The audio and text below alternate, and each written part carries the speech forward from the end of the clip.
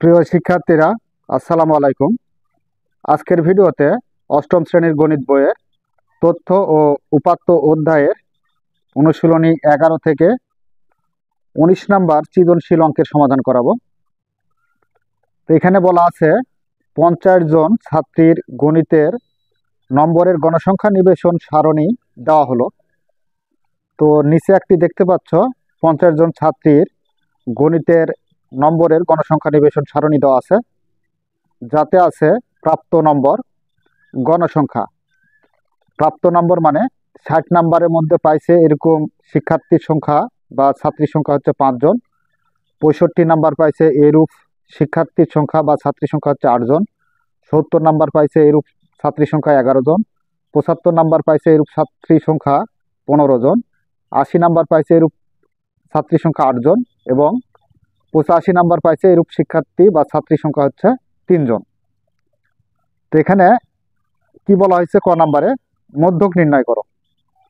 তো দেখো, উপরের সারণী থেকে মধ্যক নির্ণয় করতে হবে। তো মধ্যক নির্ণয় করার জন্য আমাদের একটা সারণীর প্রয়োজন আছে। মধ্যক নির্ণয়ের জন্য প্রয়োজনীয় সারণী প্রাপ্ত নাম্বার। তো প্রাপ্ত নাম্বারের ঘরে আমরা এই যে সারণীতে যেই নাম্বারগুলো দেওয়া আছে সেই নাম্বারগুলো বসিয়ে নিব।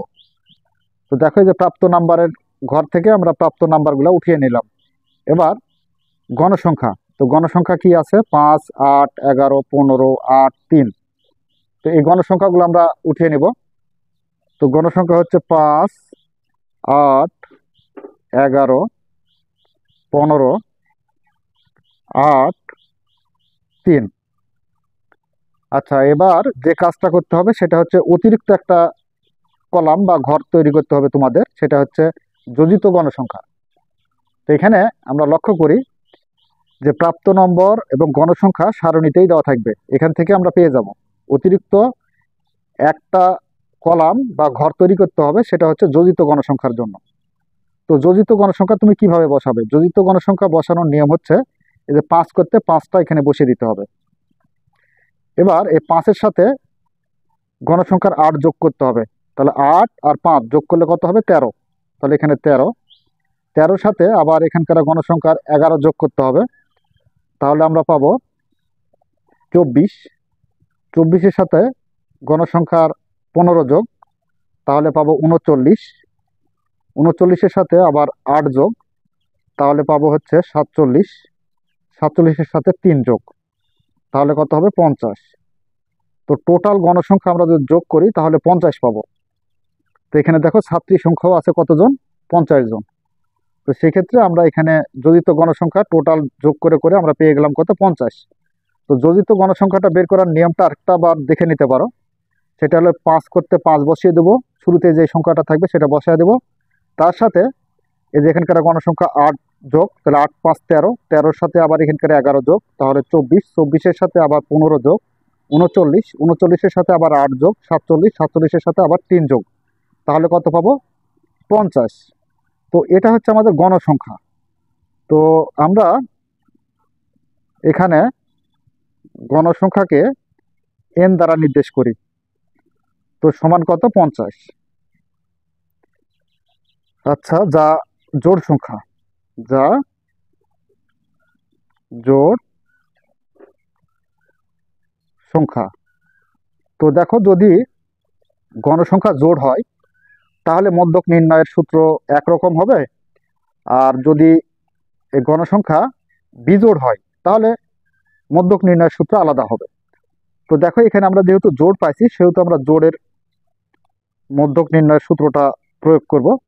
মধ্যক সমান n/2 তম ও n/2 প্লাস 1 তম পদের মানের যোগফল ভাগ 2। আর যদি এই যে গণসংখ্যা বিজোড় হতো তাহলে কি সূত্র হতো? তাহলে হতো n+1/2 তম পদের মানের যোগফল। তো যেহেতু এখানে আমাদের গণসংখ্যাটা জোড়, তাই আমরা সূত্রটা কি প্রয়োগ করলাম, n/2 তম ও n/2 প্লাস 1 তম পদের মানের যোগফল ভাগ 2। এটা হচ্ছে আমাদের মধ্যক নির্ণয়ের সূত্র। তো সেক্ষেত্রে এখানে n এর মান কত হবে, n এর মান এই যে 50, তাহলে এখানে 50 দাও, 50/2 তম ও এখানে n এর মান কত 50, 50/2 প্লাস 1 তম পদের মানের যোগফল ভাগ 2। আচ্ছা, 50কে যদি 2 দ্বারা ভাগ করো তাহলে 25 দুগুণ 50, তার মানে 25তম ও 50কে 2 দ্বারা ভাগ করলে 25 দুগুণ 50 আর এখানে 1, তাহলে এখানে ভাগ করলে আমরা কত পাবো, 25 আর 1 যোগ করলে 26, 26তম পদের মানের যোগফল ভাগ 2। আচ্ছা, এখন 25তম ও 26তম পদের মান কত সেটা বের করতে হবে। তো 25তম ও 26তম পদের মান বের করার জন্য আমরা এই যে যোজিত গণসংখ্যা যেটা বের করলাম, সেই যোজিত গণসংখ্যাতে আমরা ফলো করব। তো যোজিত গণসংখ্যাও যা, ক্রমযোজিত গণসংখ্যাও তাই, যে কোনো একটা লিখলেই হবে, ক্রমযোজিত লিখলেও হবে, যোজিত গণসংখ্যা লিখলেও হবে, ওই একই কথা। তো এখানে আমরা একটা বিষয় লক্ষ্য করি, দেখো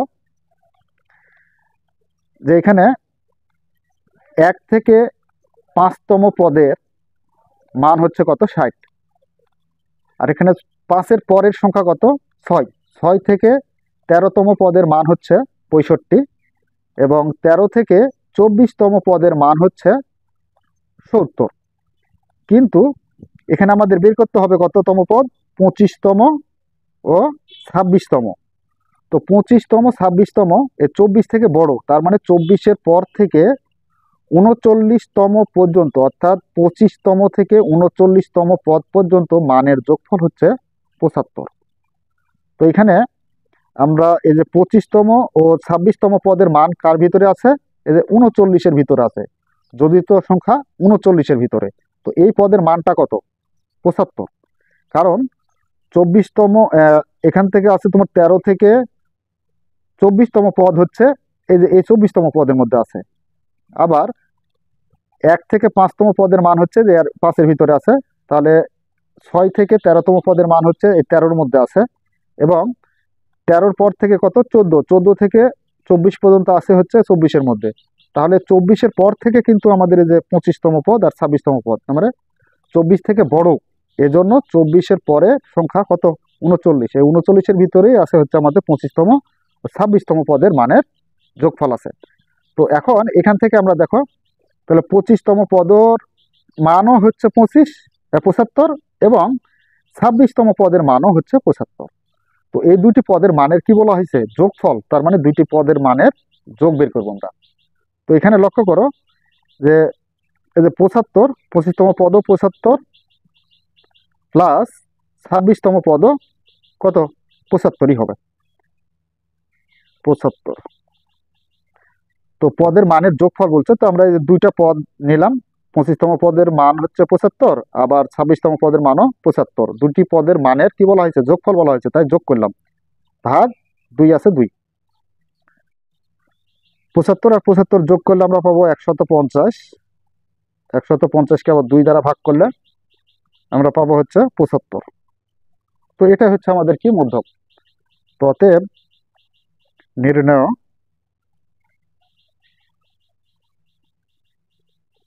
মধ্যক 75, এটাই হলো উত্তর ক নাম্বারের জন্য। তো এই গেল আমাদের 19 নাম্বার সৃজনশীল প্রশ্নের ক নাম্বারের সমাধান। খ নাম্বারে বলছে গড় নির্ণয় করো। তো দেখো এই যে উপরে যে সারণীটা দেওয়া আছে, সেই সারণী থেকে গড় নির্ণয় করতে হবে। তো গড় নির্ণয়ের জন্য আমাদের একটা সারণী প্রয়োজন হবে। তো নাম্বার খ, গড় নির্ণয়ের জন্য প্রয়োজনীয় সারণী। প্রাপ্ত নাম্বার, তো প্রাপ্ত নাম্বারকে আমরা এক্স আই দ্বারা প্রকাশ করেছি, এবং গণসংখ্যাকেও আমরা এফ আই দ্বারা প্রকাশ করেছি, এবং এফ আই এক্স আই, অর্থাৎ প্রাপ্ত নাম্বার আর গণসংখ্যা গুণ করে যেটা পাবো সেটা হচ্ছে এই কলামে বসাবো। এখন প্রশ্ন হচ্ছে যে প্রাপ্ত নাম্বারের ঘরে কত বসে যায়। প্রাপ্ত নাম্বারের ঘরে যে দেখো সারণীতে যেটা দেওয়াই আছে, যে নাম্বারগুলা, সে নাম্বারগুলো তুলে দেবো। এখানে 60, 65, 70, 75, 80, 85, আর নিচেরটা হলো মোট। তো এই প্রাপ্ত নাম্বারগুলো তুলে দিলাম। এবার গণসংখ্যার ঘরে আমরা গণসংখ্যা বসাবো কত, 5, 8, 11, 15, 8, 3। 5, 8, 11, 15, 8, 3। এখন যে কাজটা করতে হবে সেটা হচ্ছে এফ আই এক্স আই, অর্থাৎ এই কলামটা অতিরিক্ত আমরা তৈরি করব, যে এই দুটা প্রাপ্ত নাম্বার আর গণসংখ্যা তোমাদের সারণীতে দেওয়াই থাকবে।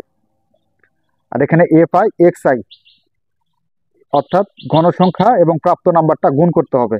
এর জন্য আমাদের এক্সট্রা একটা ঘর তৈরি করতে হবে। তো এখানে দেখো 5 দ্বারা যদি 60কে গুণ করি তাহলে 5, 6, 30, আর এখানে একটা শূন্য আছে, একটা শূন্য উঠে যাবে।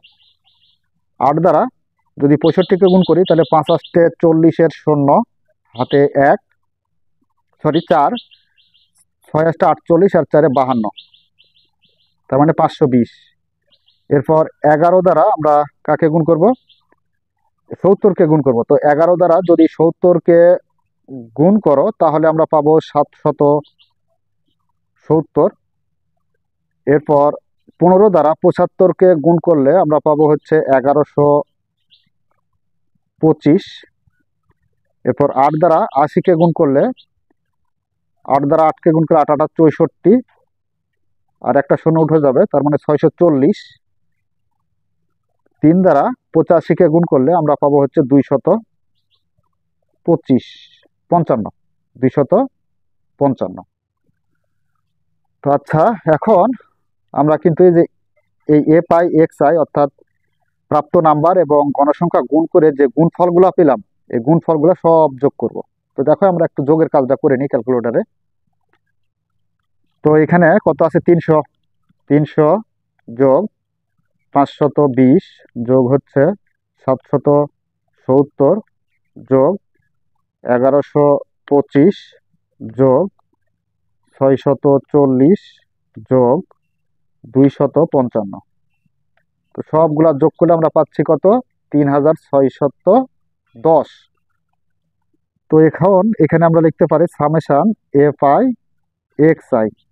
সামেশন মানে কি, সমষ্টি। এফ আই এক্স আই অর্থাৎ গণসংখ্যা এবং প্রাপ্ত নাম্বারের সমষ্টি 3610। আর এটা গণসংখ্যা, তুমি যোগ করলে পাবে হচ্ছে 50, কারণ 50 জন ছাত্রী ছিল। তো এটা মোট আমরা লিখতে পারি। আচ্ছা, এখন আমাদের গড় বের করতে হবে। তো অতএব গড় এক্স বার সমান হচ্ছে summation F I x I ভাগ এন। তো এফ আই এক্স আই এর সমষ্টি কত বের হলো, এফ আই এক্স আই এর সমষ্টি বের হলো কিন্তু 3610, অর্থাৎ এই সবগুলা যোগ করে। তো এখানে আমরা 3610 লিখবো, ভাগ হচ্ছে এন। এন এর মান কত, এন এর মান হচ্ছে দেখো এই যে 50, এন এর মান হলো 50। তো এখানে আমরা 50 দিই। তো 3610কে আমরা ভাগ করবো কত দ্বারা, 50 দ্বারা। 50 দ্বারা ভাগ করে যেটা পাবো 72.2। তো এটাই হচ্ছে আমাদের নির্ণয় গড়। তো অতএব লিখতে পারি, অতএব নির্ণয় ছাত্রীদের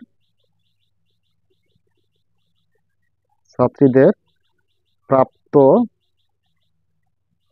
নম্বরের গড় 72.2। তো এই গেল আমাদের খ নাম্বার প্রশ্নের সমাধান, অর্থাৎ সারণী থেকে গড় নির্ণয়। নাম্বার গ, গ নাম্বারে বলছে প্রদত্ত উপাত্তের পাঁচচিত্র আঁকো। তো পাঁচচিত্র মানে কি? পাঁচচিত্র মানে বৃত্তাকার লেখচিত্র। তো এখানে গ নাম্বার দিয়ে এখানে বৃত্তাকার লেখচিত্র। তো একটা বৃত্তে 360 ডিগ্রি কোণ অন্তর্ভুক্ত থাকে বৃত্তের কেন্দ্রে। তো সেহেতু আমরা এখানে বলতে পারি যে আমরা জানি বৃত্তের কেন্দ্রে সৃষ্ট কোণ 360 ডিগ্রি। তো মনে করো যেটা একটা বৃত্ত, এই বৃত্তের কেন্দ্রে কত ডিগ্রি কোণ হয়? 360 ডিগ্রি কোণ হয়। তো এখন এই যে 5 জন শিক্ষার্থী যারা 60 নাম্বার পেয়েছে, তাদের জন্য সৃষ্ট কোণ কত হতে পারে সেটা বের করে দেখাতে হবে। এবং 65 নাম্বার পেয়েছে এরূপ 8 জন শিক্ষার্থীর সৃষ্টি কোণ কত হতে পারে। এবং 70 জন শিক্ষার্থী 70 নাম্বার পাইছে এরূপ 11 জন শিক্ষার্থীর প্রাপ্ত নাম্বার কত হতে পারে। তার কোণ অর্থাৎ প্রত্যেকটা অংশের কোণ ওই 360 ডিগ্রি থেকে কে কত ডিগ্রি কোণ পাবে, সে কোণের পরিমাণটা আমাদের এখানে এই বৃত্তের মধ্যে বের করে দেখাতে হবে। তো এই জন্য আমরা বলতেছি বৃত্তের কেন্দ্রে সৃষ্টি কোণ হচ্ছে 360 ডিগ্রি। তো এখন এই যে 50 জন ছাত্রীর জন্য বা গণসংখ্যা যদি আমরা টোটাল যোগ করি তাহলেও 50 জন পাবো। তো 50 জন ছাত্রীর জন্য সৃষ্টি কোণ হচ্ছে 360। তাহলে একজনের জন্য কত হবে, এবং এই যে গণসংখ্যা 5 জনের জন্য কত হবে, 8 জনের জন্য কত হবে, এভাবে বের করতে হবে। তো আমরা এখানে বলতে পারি যে 50 জন ছাত্রীর জন্য কোণ সমান 360 ডিগ্রি। অতএব একজন ছাত্রীর জন্য কোণ তাহলে নিশ্চিত কম হবে।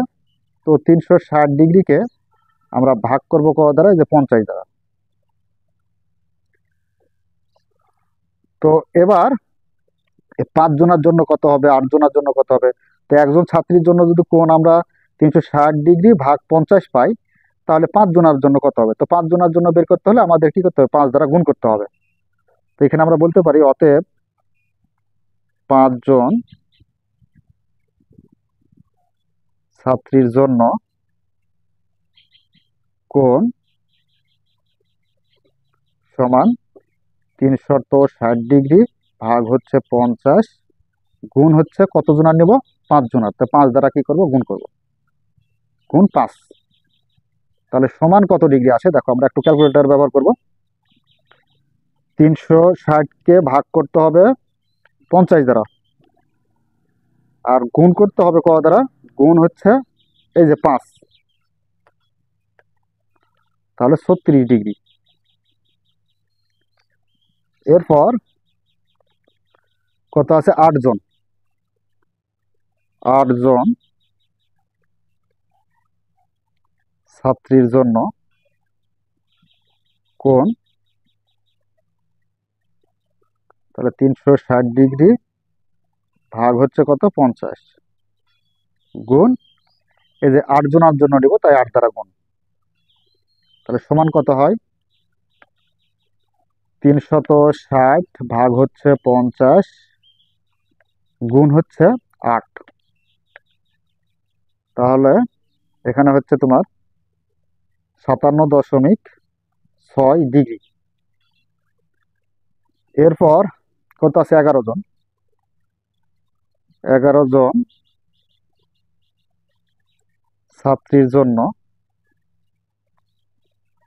কোণ 360 ডিগ্রি ভাগ হচ্ছে 50 গুণ হচ্ছে কত? 11 দ্বারা গুণ করতে হবে।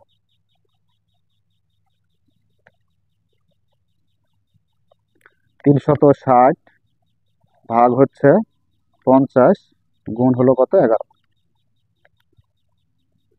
তাহলে এখানে 79.2 ডিগ্রি। এরপরে আছে কত, 15 জন।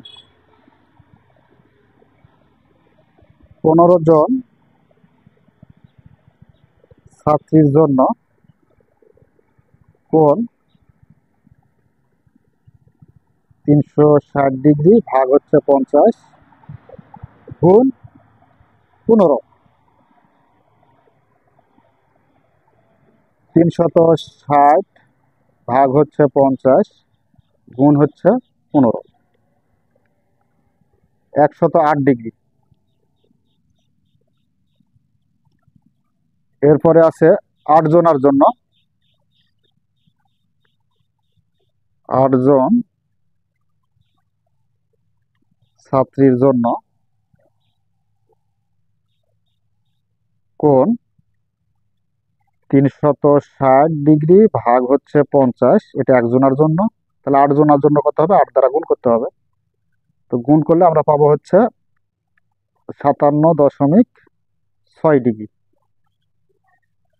আচ্ছা, এরপর আছে কত, 3 জনের জন্য।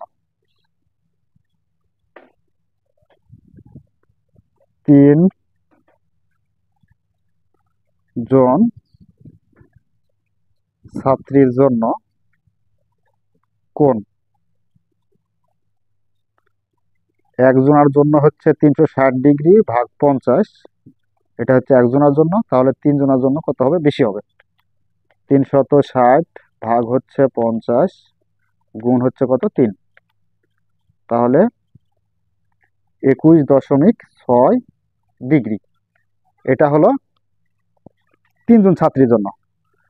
তো দেখো এখানে আমরা এই যে গণসংখ্যাতে 5 জন ছাত্রী আছে, এখানে গণসংখ্যা 5 মানে কি, 5 জন ছাত্রী, 8 মানে 8 জন ছাত্রী, 11 মানে 11 জন ছাত্রী, 15 মানে 15 জন ছাত্রী। তো এভাবে আমরা 5 জন ছাত্রীর জন্য ওই 360 ডিগ্রি কোণের ভিতরে আমরা পাইছি কত, 36 ডিগ্রি। 360-এর মধ্যে 36 ডিগ্রি 5 জন ছাত্রীর জন্য, যারা নাম্বার পেয়েছিল 60। এবং 8 জন ছাত্রীর জন্য সৃষ্টি কোণ হচ্ছে 57.6 ডিগ্রি। 11 জন ছাত্রীর জন্য 79.2 ডিগ্রি এবং 15 জন ছাত্রীর জন্য 108 ডিগ্রি। এরপর 8 জন ছাত্রীর জন্য কোণ হচ্ছে 57.6 ডিগ্রি এবং 3 জন ছাত্রীর জন্য 21.6 ডিগ্রি কোণ হয়েছে।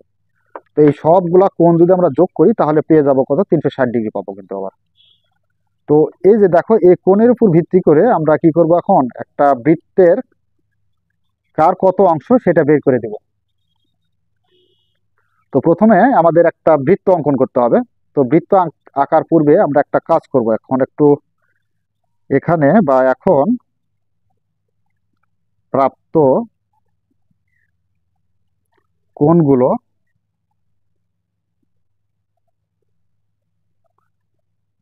তিনশো 60 ডিগ্রি এর অংশ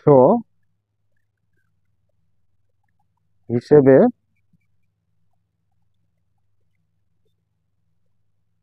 আঁকা হলো, যা প্রদত্ত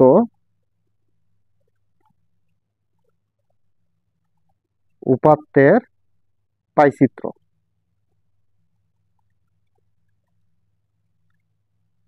আচ্ছা, এখন আমরা একটা পাইচিত্র যেহেতু অঙ্কন করব, সেহেতু প্রথমে একটা বৃত্ত অঙ্কন করতে হবে।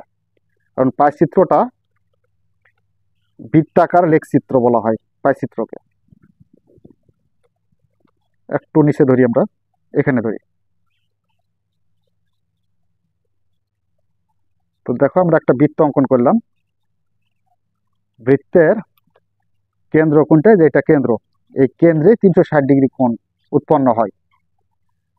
এখন এই যে এখানে 5 জন ছাত্রীর জন্য কত ডিগ্রি, তো 5 জন ছাত্রীর জন্য 36 ডিগ্রি। তো 36 ডিগ্রি কোণ কাটবো আমরা এখন এই বৃত্তের ভিতরে। তো 36 ডিগ্রি কোণ কাটার জন্য আমরা যে কাজটা করব, যে কোনো ভাবে যে কোনো এক পাশে, যে কোনো এক পাশে আমরা এই যে কেন্দ্র থেকে পরিধি পর্যন্ত একটা ব্যাসার্ধ টানবো। আচ্ছা, এরপর আমরা এই চাঁদা ব্যবহার করব। তো দেখো, চাঁদা ব্যবহার করার জন্য আমরা এই চাঁদার যে কেন্দ্র আছে, এই কেন্দ্রটা ঠিক এই কেন্দ্রের উপর নিয়ে যে বসাবো। বসানোর পর এটাকে সমানভাবে এভাবে ধরবো। ধরে দেখো কত ডিগ্রি বলা হয়েছে, 36 ডিগ্রি। তো 36 ডিগ্রি কোথায় আছে সেটা খুঁজে বের করি আমরা। দেখো এই যে 0 থেকে এটা 10, 20, 30, এটা 40। তো 40 আর 30-এর মিডিল পয়েন্টটা হচ্ছে 35। এই 35-এর একটা ঘর বেশি যাবে, যে এখানে যাবে, এটা হচ্ছে 36। তো এখান থেকে আমরা এটা একটা দাগ দেবো। দেওয়ার পর এই যে এখানে স্কেল ধরে কেন্দ্র থেকে এই দাগ বরাবর এখানে টান দেবো। তো দেখো যে এটা 36 ডিগ্রি হলো। এটা কত ডিগ্রি হলো? 36 ডিগ্রি। আচ্ছা, এরপর এখানে আমরা এটা লিখে দিতে পারি যে 36 ডিগ্রির জন্য নাম্বার কত, 60 নাম্বার ছিল। তো এটা আমরা শুধুমাত্র এখানে 60 নম্বরও লিখতে পারি। 60 নম্বর কত ডিগ্রি? এটা 36 ডিগ্রি। এরপর এই যে এখানে আবারও চাঁদার এই যে কেন্দ্রের উপরে বসিয়ে এটা ধরি। ধরার পর পরবর্তীতে কত ডিগ্রি আছে দেখো, 57.6 ডিগ্রি। তো এখানে যেটা 0, এটা 10, 20, 30, 40, 50, 60। তো 60, এটা 55, 2 ঘর বেশি 56, 57, 57.6, তার মানে ওই যে 58-র কাছাকাছি, 58 থেকে একটু কম এটা। তো দেখো দাগটা কোথায় দিলাম, এই যে এখানে, এখানে আর এখানে স্কেলটা ধরি আমরা। ধরে এই বৃত্তের থেকে একবারে কেন্দ্র বরাবর টান দেবো। এটা হচ্ছে 65 নম্বর। আর 65 নম্বরের জন্য কত আছে? 57.6 ডিগ্রি। এই যে 57 হলো, এখন 79। তো 79 ডিগ্রি আঁকার জন্য আবারও কেন্দ্র নিয়ে যে এখানে বসাবো। বসিয়ে এটা সুন্দরভাবে আগে সাজিয়ে নিই। নেওয়ার পরে যে 10, 20, 30, 40, 50, 60, এটা হচ্ছে 79, পরেরটা 70, 79, 80 চাইতে একটু কম। তো এই যে এখানে দিই এটা। তো এটাকে আমরা টেনে দেবো আবারও। লেখালেখির কাজটা একটু পরেই করি। এরপরে আছে কত? 108 ডিগ্রি। তাহলে এই যে এটা চাঁদা আবার এখানে বসাতে হবে। বসানোর পর এটাকে নিয়ে যে বসিয়ে এখন 108 ডিগ্রি।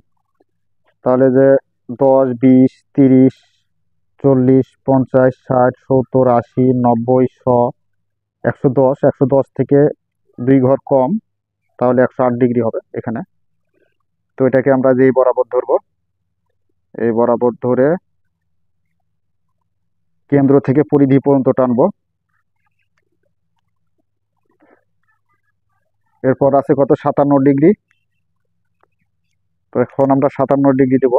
এই যে এখান থেকে কত ডিগ্রি যেতে হবে? পরেরটাতে আছে 57 ডিগ্রি। তাহলে 40, 50, এই যেটা 55, 56, 57, যে এখানে। তাহলে এ বরাবর স্কেল ধরে নিই।